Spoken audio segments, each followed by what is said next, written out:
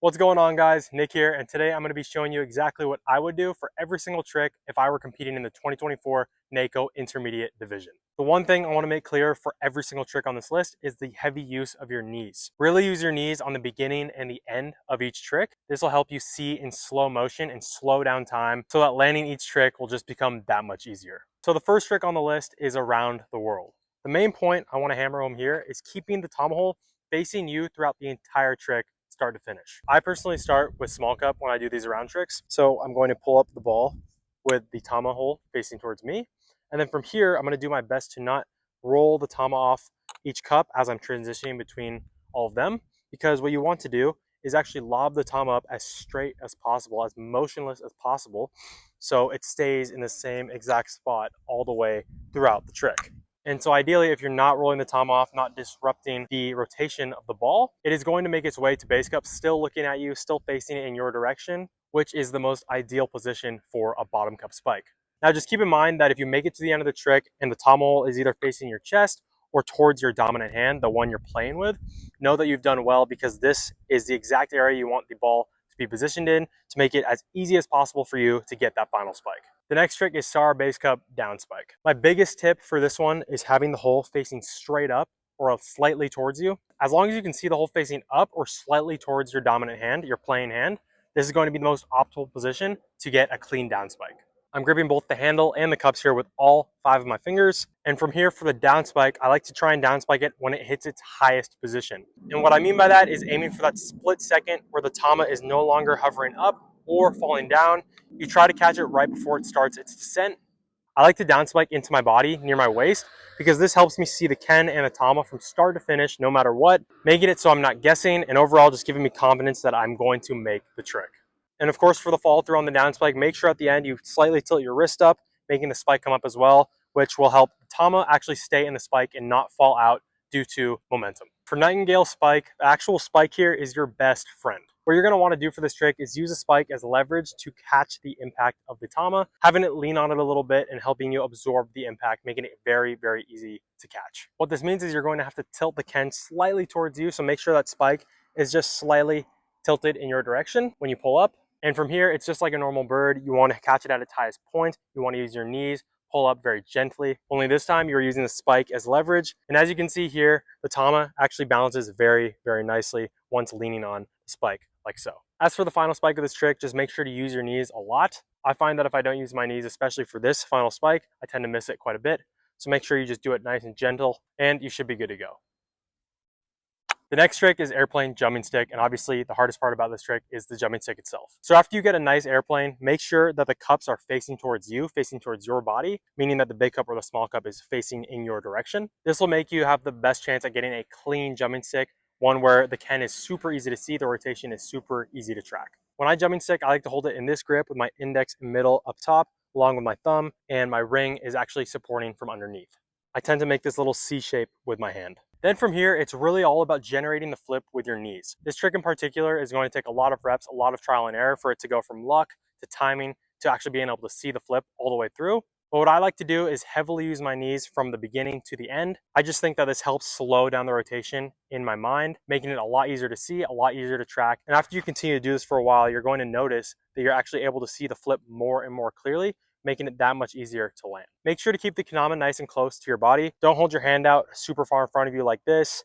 Make sure it's just nice and close, nice and relaxed. Just as a height measurement, the flip does not need to go above your head. In fact, my recommendation is to actually have it align with about your head height. So you're not really flipping it that far up. You're just making sure you get the rotation off nice and clean. I think this will really help in having it be really easy to see and really easy to land. Next, lighthouse in. This one is fairly simple. What you're going to want to do is not swing up, but actually pull straight up as straight as possible in order to catch the lighthouse. So in my dominant hand, I'm holding the tama with the tama hole facing straight up, and with my opposite hand, I'm holding the ken with the string hole facing towards my body. I personally like to hold it by the side of the cup here, but a lot of people like to hold it just simply by the handle of the ken like this. From here, you're going to use your knees, pull straight up, and try to catch it at its highest point. If you catch it at its highest point, the chances of it moving around after you actually land it on the lighthouse is very, very slim. It's likely going to stop dead center, making it super easy for you to set up for that final spike. As for the final in, I recommend having the cups facing towards you, facing towards your body. So that either means the big cup or small cup facing in your direction. This will just overall make the flip a lot easier to see.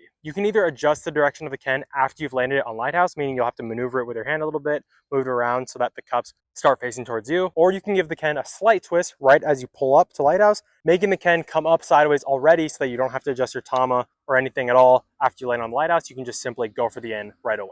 Next trick is stunt playing. This one is fairly similar to Lighthouse as the pull-up is the exact same. You want to pull straight up. The difference is that you actually hold the tama facing downward. So now the tama hole, instead of facing up, is facing down, and what you're looking at from above is actually the tama string hole.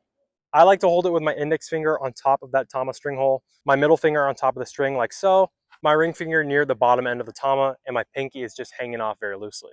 From here, you're just going to pull up very straight, and you're going to try and catch it at its highest point, trying to connect just like a regular downspike, but with the tama. Once again, follow all the way through. I like to stunt plane into my own body near my waist. This is because, like for the downspike, I'm able to see both the tama and the Ken from start to finish all the way through, making it super easy for me to track. Make sure that your wrist is tilting slightly upwards at the end of this trick so that the Ken doesn't come flying out, and you should be just fine. Hanging airplane is a little tricky, but here's how I do it. First thing that I make sure to do when setting this up is actually making the tama align with the string hole coming out of the Ken. So make sure that the Ken string hole and the tama are practically touching each other, but also make sure that the tama isn't sitting too low. You don't want it beneath the cups. From here, I personally pinch the string with just my index and my thumb. I pinch it from above like so. And now as we get into the actual swing, the airplane, we are going to want to do our best to actually release the string as quickly as possible. The reason being, you want as much time as you possibly can afford to catch the tama and then aim for the airplane. So after you get some momentum behind your swing and you pull up, make sure to release quickly. You're not holding on to it until the last moment like some other tricks that I've explained. You're going to want to swing it slightly forward, release,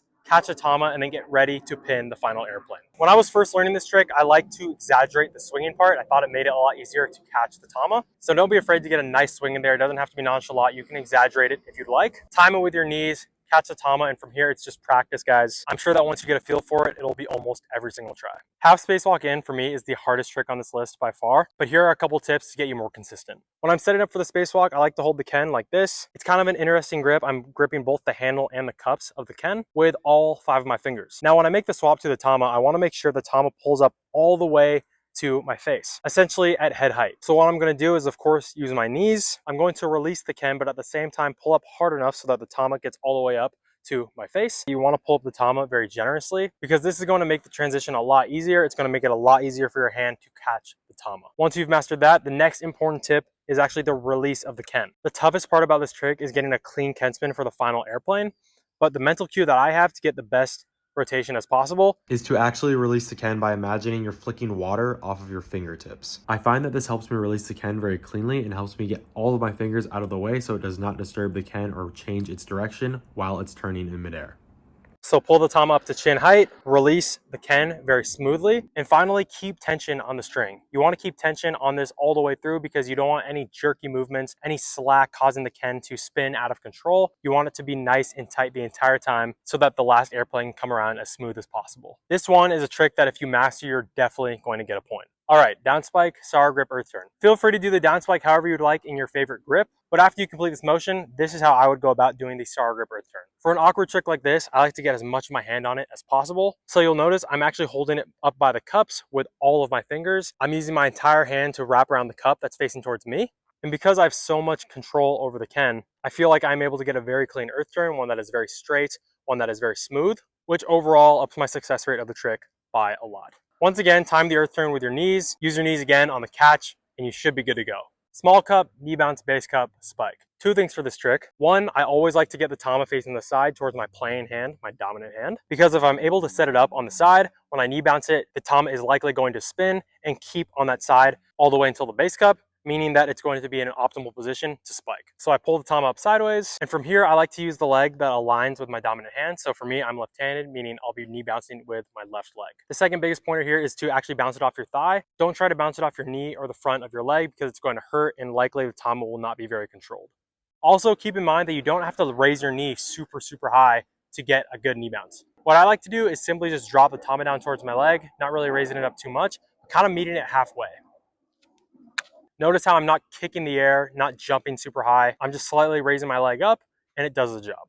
From here, if everything went right, the Tama should be still facing you or your dominant hand, and this will allow you to set up nicely for the final spike. Next trick, Gunslinger spike. Now there's a lot of tutorials out there on how to do Gunslinger, but I'm going to show you how I hold it. Index finger underneath the cup I'm slinging on, middle finger underneath the cup that's facing towards me, and my ring is kind of just hanging on the edge of the cup. From here, of course, you're going to use your knees and then just try to get one single spin across your index finger to complete a Gunslinger spike. There are 3 ways to do this, one being where you do it all at once. You pull up straight, do the Gunslinger all at the same time, get it on the spike like that. That's the most normal way. The second way to do it is swing Gunslinger spike. So you first swing, sling, and then spike. This is actually my personal favorite way. Number 3 is what I see people do sometimes is actually do a regular pull-up, but then wait to do the Gunslinger later. So they do essentially a late sling. 2 separate motions.